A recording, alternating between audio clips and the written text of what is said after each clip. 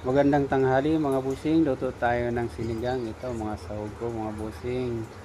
Pork sinigang yan mga busing. Ayan at nagpakulo na ako ng tubig.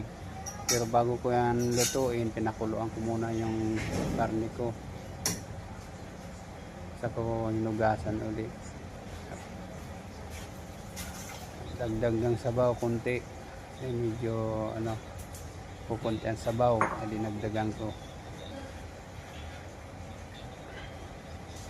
At ang gamit ko dyan busing, asin lang. Ayaw kong gumamit ng patis. Natatakot talaga kong gumamit ng patis. Kaya asin lang talaga ang ginagamit ko kahit anong ko nilulutong sinigang. Pagkatapos ko niyang lagyan ng asin mga busing, pinit pa natin.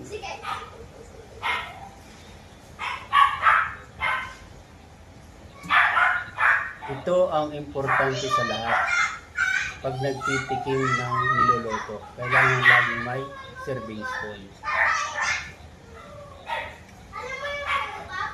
Ayan, masarap na yung nalalasahan na yung asin.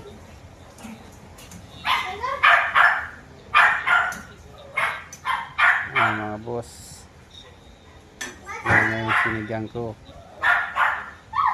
Konting kulo na lang at malapit-lapit na. Nilagay ko na nga yung mga sahog niyan, yung okra, pinabay-sabay ko na okra, sitaw, yun ang nilagay ko dyan mga busing. Ayan na yung finished product nya.